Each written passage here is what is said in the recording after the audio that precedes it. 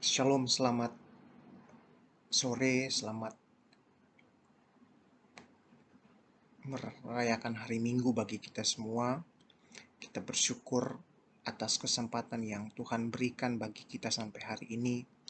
Sungguh kebaikan dan penyertaan Tuhan boleh dirasakan dalam kehidupan kita. Sampai hari ini kita bersyukur boleh berjumpa kembali lewat video khotbah Zoom jumpa di sore hari ini. Tentu saya berharap bagi kita semua kita masih dalam tubuh yang sehat di tengah pandemi ini. Kita percaya bahwa kasih setia Tuhan terus menyertai langkah hidup kita, tetap terus memberkati langkah hidup kita, dan Tuhan selalu ada bersama dengan kita. Oleh karena itu saudara-saudara, mari kita bersyukur kepada Tuhan atas segala anugerah Tuhan, dan kita saat ini akan mendengarkan kebenaran firman Tuhan dalam ibadah minggu hari ini.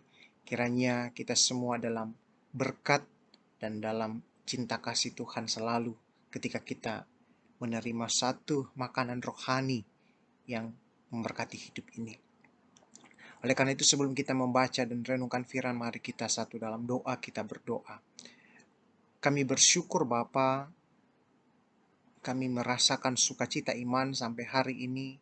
Engkau memberkati kehidupan kami, Engkau menyertai langkah hidup kami, untuk kami tetap menikmati kehidupan sampai hari ini. Sungguh ini adalah kasih-Mu bagi kami semua. Kami bersyukur kembali Tuhan boleh berjumpa kasih bersama, mendengarkan khotbah melalui media online ini. Kami percaya juga Tuhan, Kau selalu akan memberkati kami, mempertemukan kami lewat suara Tuhan yang selalu ada kami dengar dimanapun berada Tuhan, ketika kami bersama-sama mendengarkan setiap sabda kebenaran firman-Mu. Berkati kami yang ada di rumah, jemaat-jemaat yang ada di rumah Tuhan, berkati lewat firman-Mu yang boleh kami dengar di saat ini dalam ibadah minggu.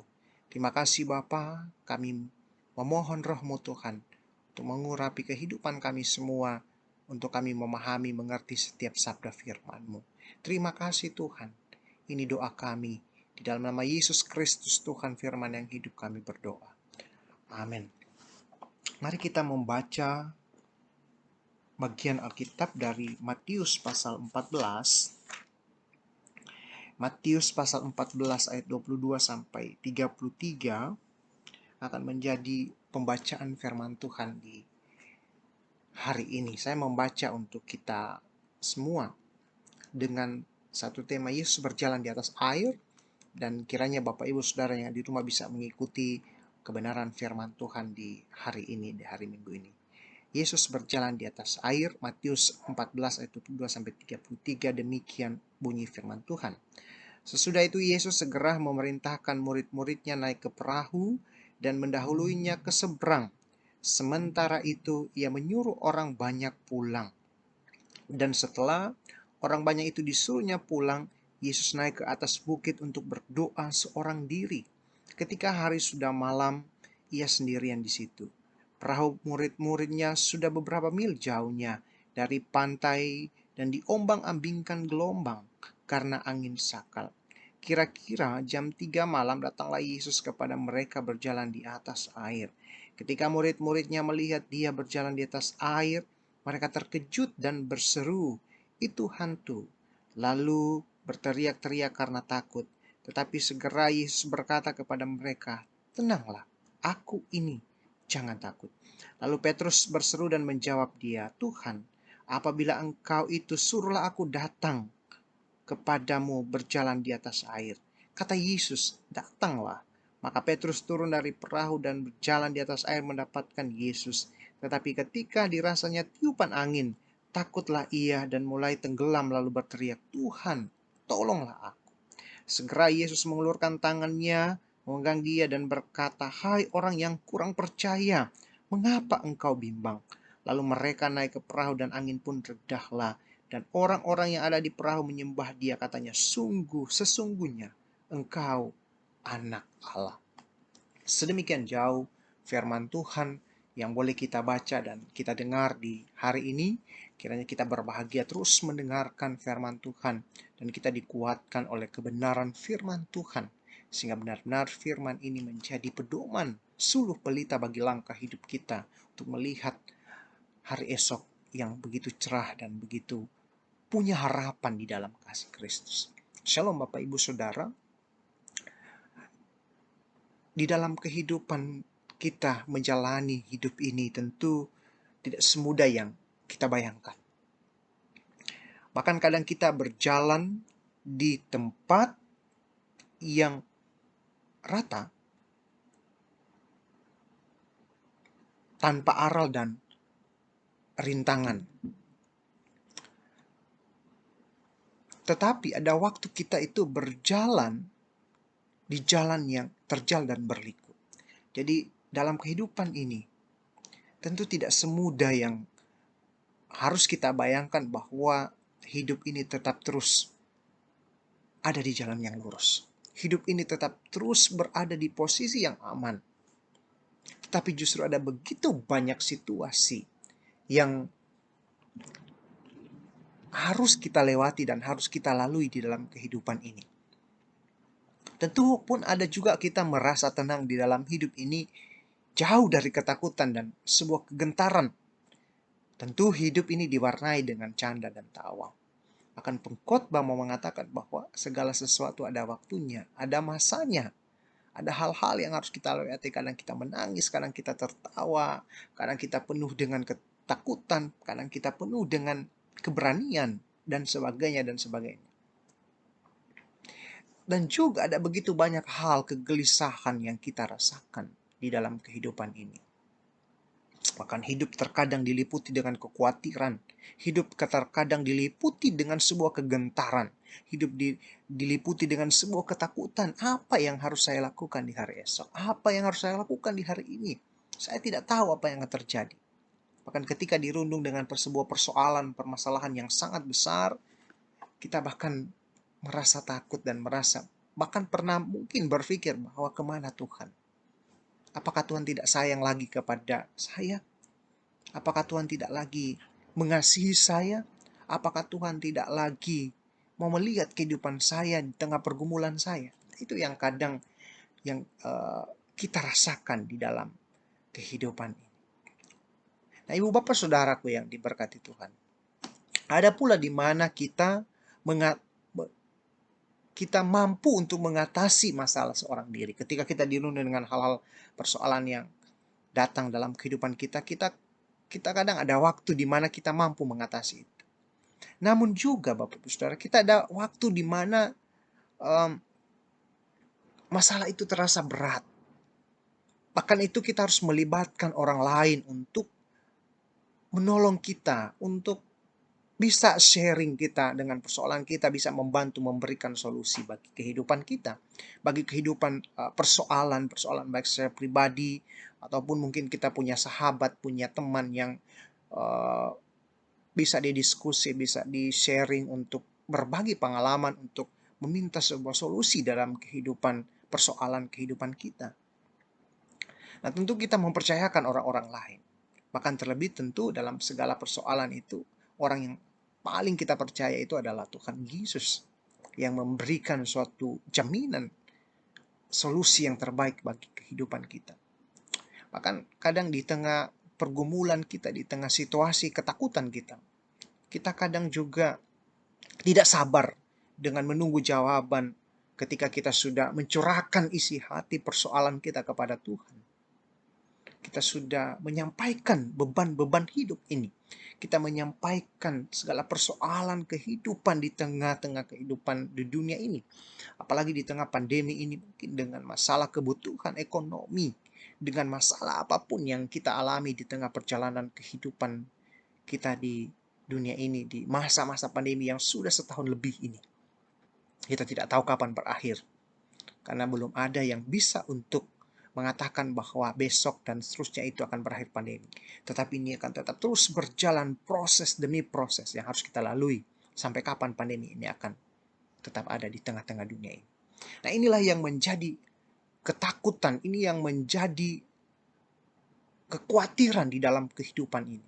Bahkan seakan-akan masalah demi masalah datang dalam kehidupan kita. Masalah apa saja, baik masalah pribadi, masalah keluarga, masalah ekonomi, masalah pekerjaan, masalah hal-hal di jemaat, bahkan pelayanan. Ada begitu banyak hal yang membebani kehidupan kita. Kepada siapakah kita harus meminta pertolongan di saat kita berada di tengah situasi seperti itu? Kepada siapakah kita harus meminta tolong untuk menyelesaikan, untuk mengurangi beban hidup saya, untuk mengurangi beban pergumulan yang sementara saya lewati sampai hari. Tentu kalau mengandalkan kekuatan kita tidak mampu dengan situasi kondisi seperti itu. Ada sebuah syair lagu mengatakan, siapakah aku ini? Jadi biji matamu Tuhan. Itu yang harus kita renungkan, bahwa siapakah aku ini? Ketika dengan berbanyak hal pergumulan yang menimpa, mungkin kita berpikir bahwa di tengah hidup ini saya harus hidup senang dan tidak ada masalah. Oh tidak, Bapak Ibu Saudara. Tentu di tengah kehidupan kita sampai hari ini kita harus mengikuti setiap proses kehidupan yang ada. Nah, Ibu Bapak Saudara, sebagai anak-anak Tuhan, tentu kita memiliki satu keyakinan bahwa Allah yang adalah Bapa kita tidak akan membiarkan kita melangkah sendiri. Itu yang harus kita pegang di dalam kehidupan ini. Sebagai anak-anak Tuhan, anak-anak Allah, anak-anak Yesus kita ini, yang sudah ditebus, yang sudah diberikan satu keselamatan hidup, satu pengharapan, di mana ketika Dia datang di tengah kehidupannya untuk menyelamatkan kita dalam minggu-minggu sengsara ini, kita merenungkan bagaimana Tuhan melewati setiap proses yang sebenarnya itu harus ditanggung oleh kita manusia, tetapi ini ditanggung oleh Tuhan yang Sang Empunya, pemilik hidup yang Dia rela mengosongkan dirinya untuk hadir di tengah dunia menyelamatkan manusia. Nah, bagaimana dengan kita? Tuhan sudah menyelamatkan kita. Tuhan sudah melewati proses kehidupan di tengah-tengah dunia ini, yang sebenarnya bukan menjadi, yang harus menjadi, yang bertanggung jawab itu adalah kita, bukan Tuhan. Itu dosa-dosa kita. Tetapi Tuhan dengan kasih-Nya, dengan relanya Dia datang menyelamatkan kita. Tuhan tidak mau anak-anaknya hidup di dalam sebuah pergumulan yang besar. Sebab Yeremia 29 ayat 11 memberi penguatan bagi kita bahwa Allah tidak merancangkan yang jahat bagi kita, tetapi rancangannya adalah rancangan damai sejahtera. Itu yang harus menjadi pegangan. Makanya firman Tuhan ini harus tetap terus kita baca, tetap terus kita mengerti dalam kehidupan ini. Ibu Bapak Saudara, bicara soal kisah para murid yang sedang ada di danau Galilea ini menghadapi gelombang yang begitu besar, yang sudah kita baca hari ini dari Matius 14 ayat 22-33, ini menceritakan bagaimana salah satu kuasa Tuhan dinyatakan ketika Dia meredahkan angin badai itu, angin sakal itu. Angin sakal adalah angin yang tiba-tiba datang, kita tidak tahu apa yang akan terjadi, dan dia datang tiba-tiba untuk menggoncangkan lautan dan sebagainya. Nah, ketika dalam perjalanan murid-muridnya untuk bersama Yesus mengabarkan sebuah keselamatan, mengabarkan Injil pada saat itu, Yesus menyuruh murid-muridnya untuk menyeberang terlebih dahulu. Tentu kita sudah membaca kisah ini. Tetapi Yesus menyempatkan diri dulu berdoa sendirian. Ini terjadi setelah Yesus memberi makan 5.000 orang dan dengan 5 roti dan 2 ikan. Yesus mau untuk menyeberang, tetapi Yesus menyuruh murid-muridnya dulu untuk menyeberang. Tetapi di tengah perjalanan, Bapak Ibu Saudara, apa yang terjadi? Tiba-tiba angin sakal datang. Tiba-tiba badai mulai menerpa perahu mereka. Apa yang terjadi di tengah kehidupan bahtera perahu mereka itu. Mereka merasa ketakutan. Mereka merasa khawatir. Apakah kami akan mati dalam perjalanan ini? Apakah kami akan binasa semua? Itu yang mereka takutkan dari kedua belas murid Tuhan Yesus. Bahkan gelap malam tidak menghalangi. Bahkan gelap malam pada saat itu menghalangi, membuat kepanikan para murid-muridnya. Nah, Bapak Ibu Saudara, Tuhan tahu kebutuhan utama daripada murid itu di tengah keadaan yang menakutkan. Bahkan Tuhan tidak membiarkan mereka. Apa yang Tuhan lakukan? Tuhan menghampiri mereka dengan Tuhan berjalan di atas air. Tuhan tidak tinggal diam. Dia tahu apa yang menjadi kebutuhan para murid. Mereka berseru kepada Tuhan. Tetapi apa yang dilakukan Yesus? Tuhan tidak tinggal diam. Ia pun bangkit dari tempatnya ketika dia berdoa. Dia mengatasi kemustahilan dan datang menjumpai ke murid-muridnya dengan berjalan di atas air. Bahkan ia menyapa para murid di tengah keadaan mereka yang ketakutan. Suaranya yang begitu lembut terdengar di tengah badai. Dia berkata, Bapak Ibu Saudara, kepada muridnya. Ketika murid-murid berteriak, Tuhan, tolonglah kami. Dan Yesus berkata pada ayat 27, tenanglah, aku ini, jangan takut. Inilah yang menjadi kekuatan, menjadi sebuah pengharapan bagi murid-murid bahwa Yesus datang tepat pada waktunya ketika mereka berada di situasi yang sangat membuat mereka takut. Tenanglah, aku ini, jangan takut. Tuhan memberikan kesejukan bagi mereka. Sehingga dengan kehadirannya, keadaan yang menegangkan menjadi tenang sekali.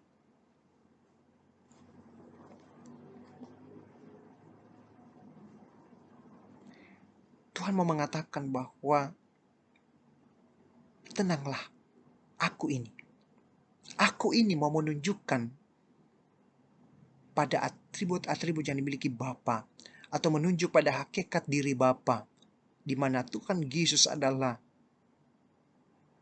sosok seorang Tuhan, seorang Bapa yang menolong setiap apa yang menjadi kebutuhan anak-anak. Tenanglah, aku ini, jangan takut. Itu yang mau dikatakan Tuhan di dalam firman Tuhan ini. Nah, saudaraku yang diberkati Tuhan, ketika kita dirundung dengan ketakutan, dengan banyak hal yang membuat kita khawatir, banyak hal yang membuat kita sudah tidak percaya diri lagi, membuat kita pesimis, membuat kita takut melangkah, membuat kita takut untuk melihat hari esok yang lebih baik lagi. Kadang begitu banyak pergumulan yang datang menghampiri kehidupan kita. Pergumulan yang satu belum selesai. Pergumulan yang satu juga belum selesai. Datang pergumulan yang lain. Datang pergumulan yang lain. Nah, apakah yang harus kita lakukan? Ingat, ketika Tuhan menenangkan, memberikan kesejukan bagi para murid, dia berkata, tenanglah, aku ini, jangan takut. Ini sebuah kalimat yang pendek tetapi memiliki makna teologi yang sangat kuat. Memiliki makna kekuatan untuk mau menenangkan kehidupan kita di tengah persoalan, di tengah pergumulan yang kita hadapi, di tengah pandemi ini. Jangan takut, aku ini. Kita harus tenang, kita harus melewati setiap proses. Di tengah kehidupan kita mungkin ada yang sudah terpapar virus COVID ini. Ada yang sudah kehilangan orang-orang yang dicintai karena virus ini. Ada yang sudah mengalami status orang tanpa gejala dan lain sebagainya. Jangan panik, jangan takut. Lewati setiap proses yang ada. Jangan mengatakan bahwa ini kutukan bagi hidup kita. Tidak, Bapak Ibu Saudara. Tetapi mari kita melewati setiap proses. Ketika Tuhan mengizinkan hal ini terjadi di tengah kehidupan kita, Maka inilah sebuah proses yang harus kita lalui, lewati di dalam kehidupan ini. Sehingga Tuhan mau melihat bagaimana kesetiaan kita, kepada siapakah kita minta pertolongan. Nah, Bapak Ibu Saudara, dari kisah ini juga kita mau melihat bagaimana ketika Petrus mau mendemonstrasikan imannya, dia berjalan di atas air. Dia punya iman, dia berjalan di atas air. Tetapi apa yang terjadi ketika dirasakannya sebuah tiupan angin sakal, membuat imannya takut. Hanya sebuah hal yang dia sudah mau bertemu dengan Tuhan, dia sudah dekat dengan Tuhan, tetapi ada sebuah persoalan yang masuk dalam kehidupan, dia merasa hatinya takut, bimbang. Nah, bagaimana dengan kita? Ketika kita sudah dekat dengan Tuhan, ketika iman kita sudah bertumbuh di dalam Tuhan, tetapi ketika satu persoalan datang, hanya hal yang kecil membuat iman kita goyah, membuat kita takut. Akhirnya kita tenggelam seperti Petrus. Petrus tenggelam, tetapi Tuhan tidak membiarkan. Tuhan mengulurkan tangannya untuk menyelamatkan Petrus. Ayat 31b berkata, Yesus berkata, "Hai orang yang kurang percaya, mengapa engkau bimbang?" Ketika Tuhan sudah menyelamatkan mereka, ketika Tuhan sudah ada di tengah kehidupan mereka, memberikan sebuah jawaban keselamatan dalam kehidupan mereka, tetapi justru kadang membuat manusia ragu. Seperti kisah Petrus, yang dia mau mendemonstrasikan imannya bahwa dia benar-benar punya iman yang kuat, tetapi dia mengalami suatu kebimbangan. Sehingga Tuhan mengatakan, "Hai orang yang kurang percaya, mengapakah engkau bimbang?" Nah, inilah yang kadang membuat iman kita, membuat kehidupan kita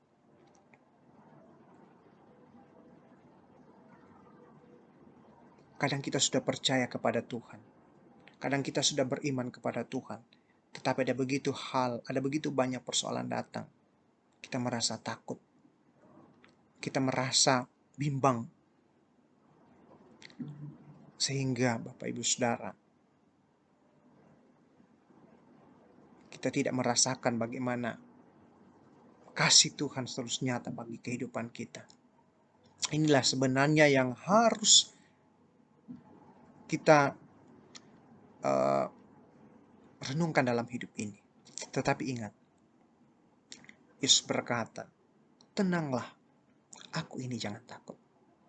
Oleh karena itu Bapak Ibu Saudara, jangan takut kita melangkah, jangan takut kita memandang hari esok. Meskipun begitu banyak persoalan yang datang, meskipun banyak tantangan yang datang bagi kehidupan kita di tengah pandemi ini, baik secara ekonomi, keluarga, baik begitu banyak hal yang sudah kita renungkan, membuat hati ini merasa gelisah, takut, dan khawatir. Jangan pernah takut, itu yang mau dikatakan. Aku ini.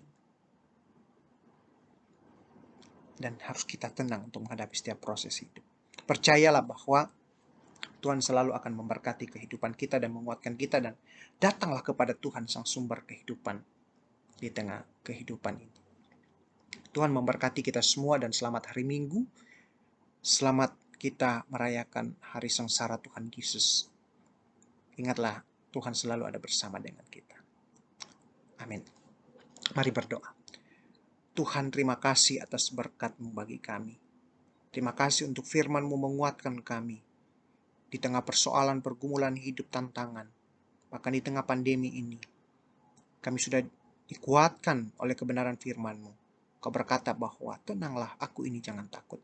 Kami percaya itu Tuhan, itulah sebuah ungkapan isi firman Tuhan yang menguatkan kami di tengah persoalan pandemi yang ada. Kami percaya Tuhan selalu bersama dengan kami. Diberkati Tuhan, semua jemaat-Mu Tuhan yang mendengarkan firman Tuhan ini. Diberkati mereka Tuhan, apa yang menjadi harap, apa yang menjadi damba dari kehidupan semua jemaat Tuhan. Bahkan apa yang menjadi pergumulan di tengah pandemi ini, Tuhan bukakan jalan. Kami percaya bahwa Engkau tidak meninggalkan, tapi Engkau menunjukkan kasih setiamu dan menjawab tepat pada waktunya. Kami serahkan semua kehidupan kami ke dalam tangan kasih sayang Tuhan. Terima kasih Bapa. Di dalam nama Yesus Kristus Tuhan dan Juru Selamat kami yang hidup, kepadamu kami berdoa dan mengucap syukur. Haleluya. Amin.